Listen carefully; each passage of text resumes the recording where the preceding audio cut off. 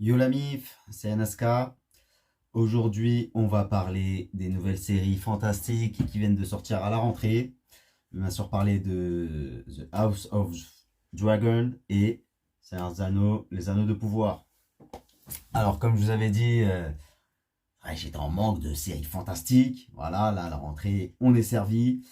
Donc, deux franchises que tout le monde connaît. Voilà, on a tous regardé les deux trilogies des Seigneurs des Anneaux et Game of Thrones. Pendant quelques années, voilà, on parlait que de ça, de savoir qui allait mourir, comment, pourquoi, les retournements de situation. Voilà, c'est vraiment deux séries fantastiques que l'on adore. Donc, elles étaient très attendues. Elles étaient très attendues. C'est un classique dans ce type d'univers. Voilà, c'est les préquels. Qu'est-ce qui s'est passé avant?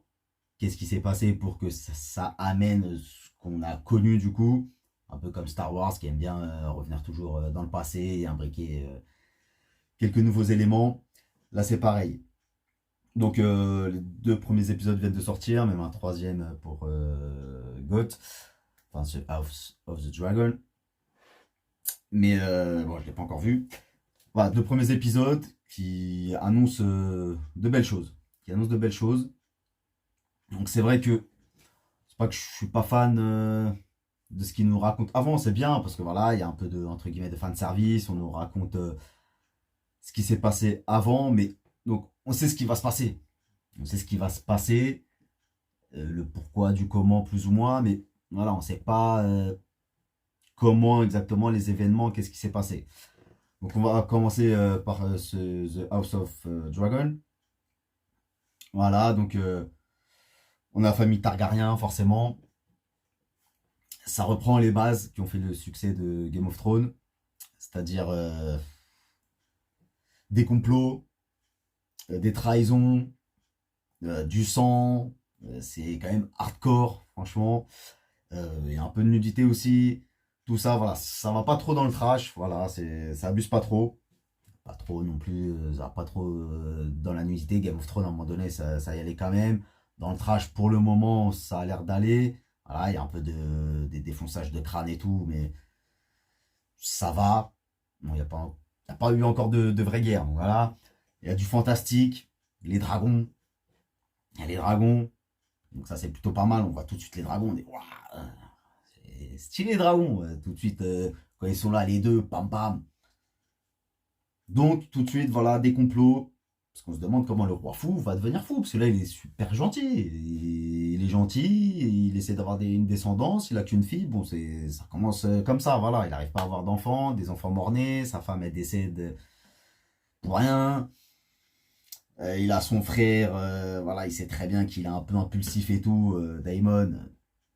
Voilà, il le fout à la frontière à s'occuper des soldats et tout, mais justement, le mec comme ça, en attendant, il se prend des soldats, donc c'est pas non plus. Voilà, il y a la main du roi qui se méfie de lui, chacun veut mettre sa famille. Donc voilà, ça a été. Tout le monde veut monter sur le trône de fer. Donc voilà, le roi, il est là, il a été placé à la place de sa cousine parce que c'est une femme. Donc elle est dégoûtée, du coup elle se met avec le Renoir, le mec le plus riche. Voilà. Chacun veut placer ses pions pour avoir du pouvoir, pour la prospérité. Voilà, c'est les mêmes bases. On reste sur la même chose. Donc ça commence fort. Direct, voilà, fin de service, on voit les descendants, la famille Targaryen, ça la côte, comme les Lannister. Enfin, comme chacun préfère ses familles, il n'y a y a pas de problème, c'est fait pour. Donc voilà, il y a tout ce qu'on veut. Plutôt pas mal, ça commence fort direct. C'est ça le. Dans Game of Thrones, par exemple, des fois c'était très fort. Après, il y avait des fois où trop de blabla et pas assez d'action, il y avait des lenteurs. Donc, à voir si ça, ici, ils vont corriger ça. J'espère qu'il n'y aura pas trop de saisons. Voilà, c'est ce qui va se passer. Ça sert à rien. Autant nous faire 3 saisons intenses et nous montrer comment ça va se passer la folie. Donc voilà, très, très bon début de saison pour The House of the Dragon. Pour les anneaux de pouvoir, pareil.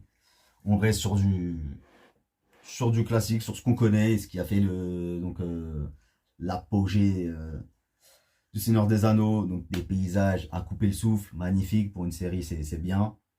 Des paysages magnifiques, donc toute la panoplie, toute la panoplie du fantastique, voilà, il y a des elfes, des nains, des hommes, des monstres, des orques, tout ce que tu veux, des mages, des bâtards, voilà, comme dans Game of Thrones. C'est pareil, sauf que dans Game of Thrones, c'est plus les humains. Il y a des gentils, des méchants, des eunuques, des fils de pute, des enculés, des, des héros, des dragonniers.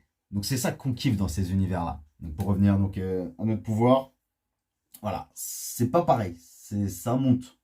Ça monte. Ça commence et ça monte et ça augure, ça va péter. Voilà, et c'est beau. Donc on voit les elfes. Donc ça c'est plutôt bien.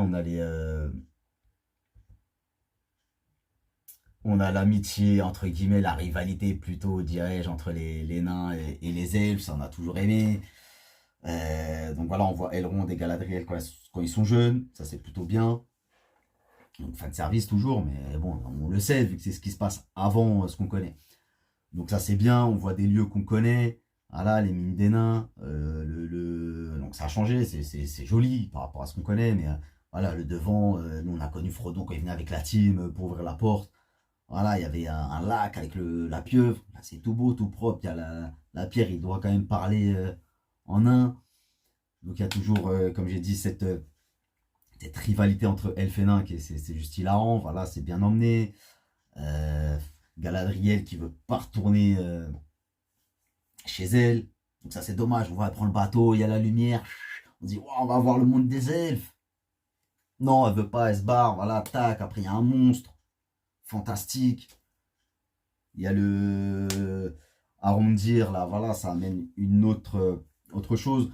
Donc là, cette série, c'est voilà le Sauron, comment il va créer ses anneaux de pouvoir pour voilà, contrôler la Terre du Milieu.